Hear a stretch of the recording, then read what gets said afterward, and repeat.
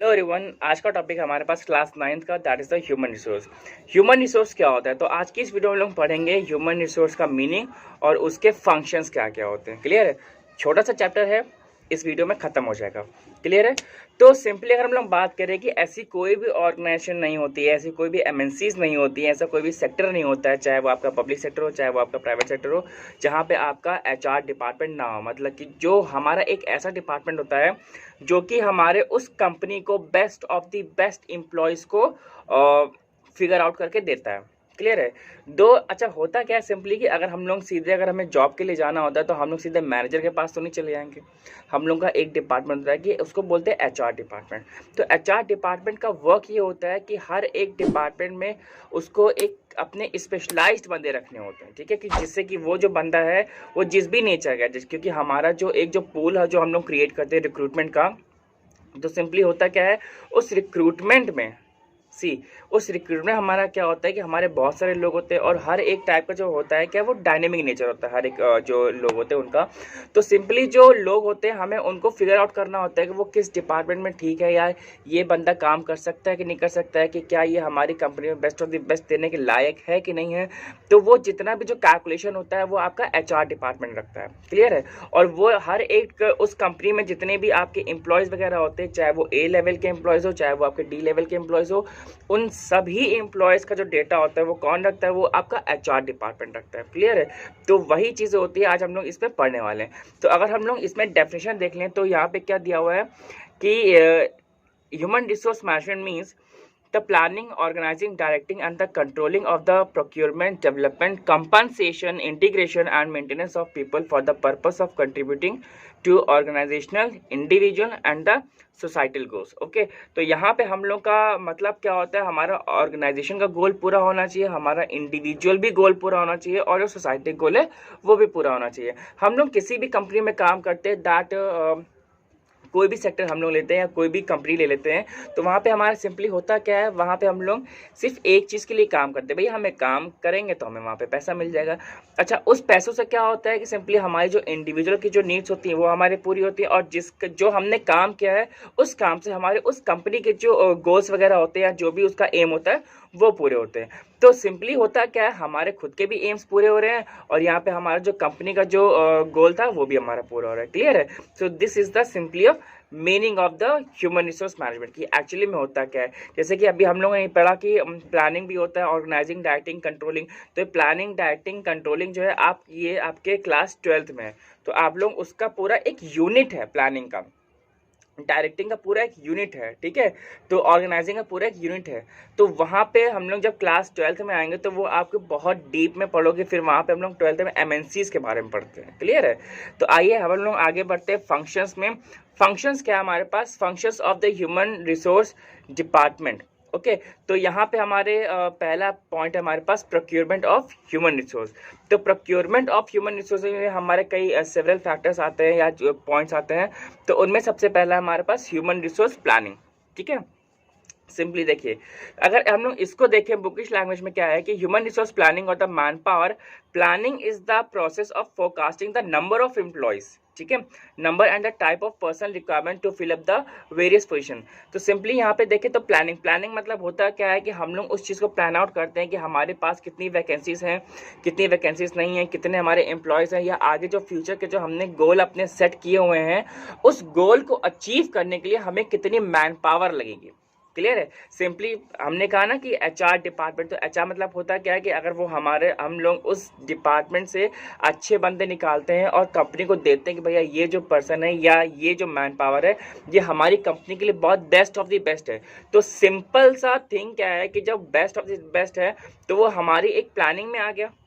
Clear है? कि हमने अपने देखा कि हाँ भाई ये जो बंदा है ये हमारा इस सेक्टर के लिए ठीक है, या ये जो बंदा है ये हमारा इस डिपार्टमेंट के लिए ठीक है। तो सिंपल यही चीज़ें होती है कि हम लोग उसको कैलकुलेट करते हैं कि हमारे पास मैन पावर कितनी है और कितनी मैन पावर लगने वाली है, या आगे आगे आने वाले जो हमारे जो प्रोजेक्ट्स वगैरह हैं उसमें हमारी कितनी मैन पावर लगेगी। अगर ज़्यादा लगेगी तो हम लोग ज़्यादा को हायरिंग करेंगे, अगर कम लगेगी तो हम लोग वहाँ पे कम बंदों को सेट कर पाएंगे। ठीक है? तो that is the human resource planning, हर एक चीज़ की वहाँ पे प्लानिंग करना।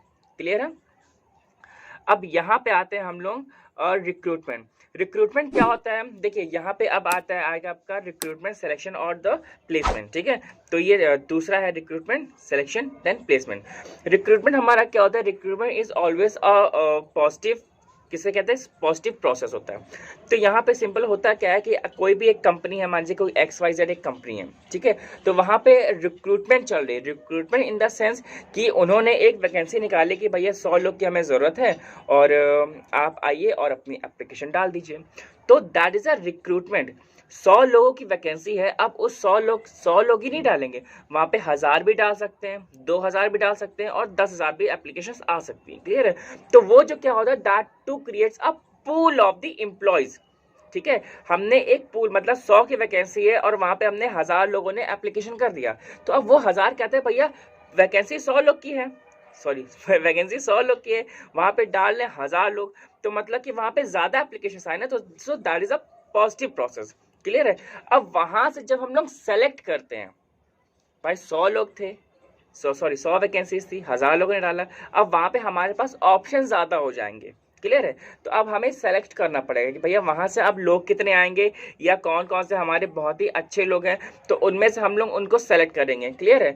तो वहाँ पे ये पॉइंट हो गया हमारे पास रिक्रूटमेंट का। अब आता है नेक्स्ट पॉइंट हमारे पास सिलेक्शन का, ठीक है। तो अब हमने उन 1000 में से हमने सेलेक्ट कर लिया कि हाँ भैया ये जो 100 लोग हैं ये हमने इनको सेलेक्ट कर लिया, ये हमारी कंपनी के लिए बेस्ट एम्प्लॉयज़ हैं, क्लियर है। तो वहाँ पे बेस्ट एम्प्लॉयज़ के बाद ये हो गया इनका सिलेक्शन, एंड देन आता है प्लेसमेंट। प्लेसमेंट मतलब क्या होता है कि आप इस कंपनी में या XYZ कंपनी में आप प्लेस हो गए हैं, आपका जो एनुअल CTC है या जो जिसे हम लोग कहते हैं ना कि एनुअल सैलरी वगैरह, तो एनुअल जो सैलरी वगैरह है वो आपका ये इतना है। तो प्लेसमेंट मतलब कि दो recruitment then selection then placement, clear है। तो यहाँ पे हमारा अलग अलग प्लेटफॉर्म्स या अलग अलग स्टेशन जिसे हम लोग कहेंगे कि उस चीज़ों से हमें गुजरना पड़ता है, क्लियर है। रिक्रूटमेंट के बाद हमारा होता क्या, सिलेक्शन। सिलेक्शन आपका किसी भी टाइप से हो सकता है, चाहे वो आप कहिए कि आपका डायरेक्ट इंटरव्यू भी हो सकता है, या फिर आपका फिजिकल टेस्ट भी हो सकता है, या फिर आपका रिटन टेस्ट भी हो सकता है। अगर आप उसमें पास करेंगे फिर आपका इंटरव्यू वगैरह होगा, ठीक है। या अलग अलग चीज़ों में क्या होता है, अलग अलग कंपनीज में क्या होता है कि वेरियस लेवल्स के इंटरव्यू होते हैं भाई, A level, B level, C level, तो मतलब अलग अलग लेवल के इंटरव्यू होते हैं। जब आप वो इंटरव्यू क्वालिफाई करेंगे तब आपको क्या कर दिया जाता है, उस कंपनी में प्लेस कर दिया जाता है। तो जब प्लेसिंग को हम लोग बोलते हैं प्लेसमेंट, क्लियर है। ये पहला पॉइंट आपको क्लियर हो गया, procurement of the human resource. So next topic है हमारे पास, सेकंड है that is the development of the human resource, ठीक है। अब डेवलपमेंट ऑफ ह्यूमन रिसोर्स में हमारे दो टॉपिक आते हैं। पहला है हमारे पास ओरिएंटेशन, नेक्स्ट है हमारे पास ट्रेनिंग।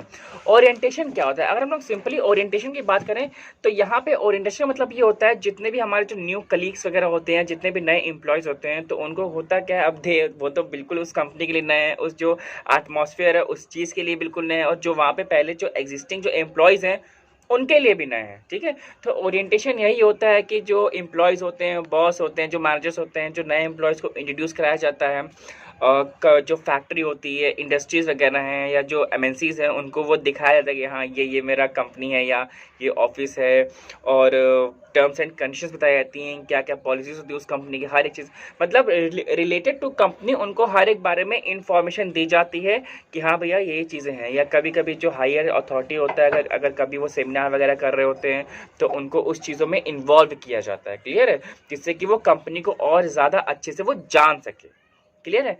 नेक्स्ट आता है हमारे पास ट्रेनिंग। ट्रेनिंग क्या होता है, सिंपली द ट्रेनिंग इज, नाम में ही है ट्रेनिंग, ठीक है। तो ट्रेनिंग का मतलब ही ये होता है कि कोई भी अगर हम लोग काम कर रहे हैं, किसी भी इंडस्ट्री में गए हैं, किसी भी सेक्टर में गए हैं, तो वहाँ पे जॉब करने से पहले हम लोगों को ट्रेनिंग दी जाती है। That can be in the terms of the IT sector, ठीक है। मान लीजिए कि आपका विप्रो में हो गया या इन्फोसिस में हो गया, तो उससे पहले आपको 6 महीने की ट्रेनिंग दी जाएगी। ट्रेनिंग का मतलब कि आपको काम वहाँ पे क्या करना है, किस तरीके से वहाँ पे काम करना है, क्लियर है।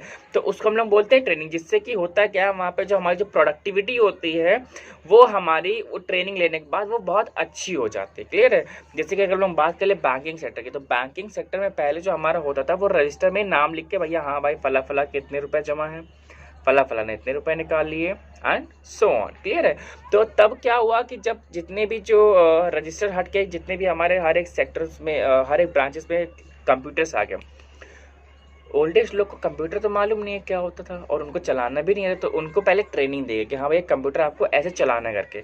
तो जब उनको चलाना आ गया तब उनको दिया गया ऑफिस में कि हाँ अब आपको ये चलाना है करके। क्लियर है? तो वहाँ पे यही चीज़ है कि ट्रेनिंग, किसी भी चीज़ को स्टार्ट करने से पहले आपको क्या करना पड़ेगा, आपको ट्रेनिंग करनी पड़ती है, जिससे कि आप उस कंपनी के लिए बेस्ट ऑफ द बेस्ट चीज़ों को लेकर के आ सके और उनकी प्रोडक्टिविटी को अच्छा कर सके, उनकी क्वालिटी को अच्छा कर सके। ठीक है, क्लियर है? सेकंड पॉइंट है हमारे पास कंपनसेशन। ठीक है, कंपनसेशन क्या होता है, मतलब कंपनसेशन होता है कि कोई भी अगर वो काम कर रहा है तो आप उसको किस तरीके से कंपनसेट करेंगे। नॉर्मल लैंग्वेज में हम लोग बोलते हैं उसको रेम्यूनरेशन। ठीक है, कि भैया आपको रेम्यूनरेशन क्या मिल रहा है या कैसे मिल रहा है। तो हम लोग कोई काम करते हैं, आप लोग के फादर या मदर भी काम करते होंगे, कहीं पे भी जॉब करते होंगे, तो कहीं पे भी अगर वो जॉब करते हैं तो उनको सैलरी मिलती है, पैसा। ठीक है, तो जब पैसा मिलता है उनको तो ये होता है कि हाँ भैया उन्होंने 8 घंटे जॉब की तो 8 घंटे के अकॉर्डिंग उनको इतना इतना सैलरी मिला। ठीक है, बहुत जो लोग होते हैं उनको एमएनसी की तरफ से मेडिकल फैसिलिटीज भी मिलती हैं, उनको हाउसिंग भी मिलती है। ठीक है, उनको कन्वेंस मिलता है, उनको कैब भी मिलती है। कभी कभी होता है एमएनसीज में पार्किंग अलॉट करते हैं, भैया ये जो है फला फला की बिल्कुल रिजर्व्ड पार्किंग है, तो वहाँ पे तो कोई बंदा अपनी पार्किंग तो वो कर ही नहीं पाएगा। क्लियर है? तो ये चीज़ है। तो कंपनसेशन मतलब होता है कि आप जो काम कर रहे हैं उसके बदले में आपको क्या चाहिए, पैसा चाहिए, हाउसिंग चाहिए, फूडिंग चाहिए, लॉजिंग चाहिए, XYZ कुछ भी हो सकता है वो। So that is known as a compensation. Clear है? नेक्स्ट पॉइंट है हमारे पास इंटीग्रेशन। ओके, इंटीग्रेशन क्या होता है? Integration do involves the connectivity और the mutual understanding between the employees and the organisation. Clear है? बहुत बार ऐसा होता है कि कुछ इंटरेस्ट वगैरह होते हैं या कोई भी जो फंक्शन हो रहा होता है तो एम्प्लॉयज़ जितना जिसमें अच्छा होता है तो वहाँ पे जो मैनेजमेंट होता है वो उसको वो इन्वॉल्व कर लेता है। क्लियर है? या कुछ जो एम्प्लॉयज़ वगैरह होते हैं वो या किसी चीज़ में डिपार्टमेंट में अच्छे होते हैं तो वो उनको भी इन्वॉल्व कर लेता है। या कभी कभी ऐसा भी होता है कि अगर आपको कोई अपनी बात मनवानी है तो किसी भी सेक्टर में अगर आप चाहेंगे तो चाहे वो प्राइवेट हो चाहे वो पब्लिक हो, प्राइवेट हो यहाँ, तो उसमें सिंपली होता क्या है, आपकी अकेले की बात नहीं सुनी जाएगी। तो आपने सुना होगा ना भैया, एक वर्कर्स की एक यूनियन बनती है, भाई एम्प्लॉयज़ की भी एक यूनियन होती है, तो वो लोग एक साथ जाकर के हम लोग आप अपनी बात रखते हैं तो उनकी वो बात मानी जाती है। क्लियर है? या कोई भी अगर उनको दिक्कत होती है तो वो उनकी दिक्कत को वो सॉर्ट आउट किया जाता है। तो अब जहाँ पे 10-10 हज़ार लोग 15-15 हज़ार लोग काम कर रहे हैं, वहाँ पे आप अगर अकेले अपनी बात लेकर के जाएंगे तो कैसे काम बनेगा, वो वहाँ पे चीज़ें नहीं हो पाएंगी। क्लियर है? तो वहाँ पे हम लोग एक कम्युनिटी बनाते हैं। ठीक है, जिससे कि हम लोग तो काम कर ही रहे हैं एज वेल एज जो आपका जो मैनेजमेंट है वहाँ का वो भी आपके साथ इन्वॉल्व रहे। मतलब कि एक होता है ना गिव एंड टेक का सिस्टम, कि भैया हाँ बिल्कुल ही अच्छे से काम चलता रहे, जो हमें प्रॉब्लम होती है वो आप हमारी कंपनी दूर करे, या जो कंपनी को प्रॉब्लम होगी we are there to help them out. Clear है? So that is the integration. Topic हमारे पास मेंटेनेंस। ठीक है, तो मेंटेनेंस क्या होता है? Simply maintenance in the sense कि जहाँ पे भी हम लोग काम कर रहे हैं वहाँ का जो मेंटेनेंस है वो कैसा है, वर्किंग कंडीशन हाइजीनिक है कि नहीं हाइजीनिक है, साफ़ सफाई होती है कि नहीं होती है, आपका वॉशरूम वगैरह कैसा है, जहाँ पे आप जाते हो वो वर्किंग कंडीशंस कहती है, वहाँ के एम्प्लॉयज़ कैसे हैं, वहाँ का कैफेटेरिया कैसा है, अगर आपको वहाँ पे खेलना है या स्पोर्ट्स फैसिलिटीज़ कैसी है, वहाँ की जिमिंग कैसी है, तो ये सब आपको देखना पड़ता है। ठीक है, लाइटिंग कैसी है, वेंटिलेशन वहाँ पे है कि नहीं है, आपका वहाँ पे ग्रुप इंश्योरेंस है कि नहीं। So that is all to come in the maintenance. Clear है? तो वहाँ पे ये चीज़ देखी आती है कि भैया कि आप जहाँ पे भी काम कर रहे हो, अपार्ट फ्रॉम द रेम्यूनरेशन, ठीक है, सैलरी तो मिल ही रही है, लेकिन सैलरी मिल रही इसका मतलब ये थोड़ी कि आपके अगल बगल वहाँ पे कूड़ा पड़ा रहेगा, अगर आपको वॉशरूम जाना हो तो वो बिल्कुल अनहाइजीनिक, आप तो गेट तक नहीं खोल सकते वहाँ का, है ना। ये भी चीज़ें नहीं होनी चाहिए। तो हर एक चीज़ को आप पैसों से नहीं खरीद सकते। आप वहाँ पे काम कर रहे हो, उसके अगेंस्ट में आपको पैसे मिल रहे हैं, लेकिन उसके अगेंस्ट में पैसे तो मिल रहे हैं, लेकिन जो भी आपको सर्विसेज जो कंपनी दे रही है, जो आपको ऑर्गेनाइजेशन जो सर्विसेज दे रही है, वो अच्छी है कि नहीं अच्छी है। ठीक है, वेलफेयर हो जाए कि भैया आपका जो मान लीजिए कि बच्चों के जो फीस वगैरह है वो कंपनी दे रही होती है। ठीक है, आपको हाउसिंग दे रही है, हमने कहा था ना हाउसिंग है, आपका कैफेटेरिया कैसा है, आपका जो वॉशरूम वगैरह है वो हाइजीनिक नीट एंड क्लीन है कि नहीं है। So that is all come in the point of maintenance. Next point is our record and research. ठीक है, रिकॉर्ड एंड रिसर्च क्या होता है? As being stated in the book, systematic and the up to date records of absenteeism, employees turnover, industrial accidents, industrial disputes, wages payment, grievances are the necessary to help the top management in the formulation of the appropriate personnel policies and the procedures. ठीक है, कि मतलब आपका पास record क्या क्या है, हर एक employees का रिकॉर्ड है कि नहीं है, और आप उसमें क्या क्या ऐड ऑन करना चाहते हो या क्या नहीं करना चाहते हो। तो हर एक चीज़ की हम लोग वहाँ पे इंफॉर्मेशन रखते हैं कि भैया, जिससे कि जितने भी ग्रीवेंसेस वगैरह हैं वो हर एक एम्प्लॉयज़ के वो हम लोग रिमूव कर सकें, और अपने जो एम्प्लॉयज़ हैं उनको हम best of the best services दे सकें। कि ये चैप्टर अभी तक आपको क्लियर होगा, और अगर आपको कोई भी दिक्कत है तो आप नीचे कमेंट में कर सकते हैं या कुछ भी लिख सकते हैं अगर आपको इस चैप्टर के रिगार्डिंग कोई भी प्रॉब्लम होती है। तो बस till then bye bye, thank you very much.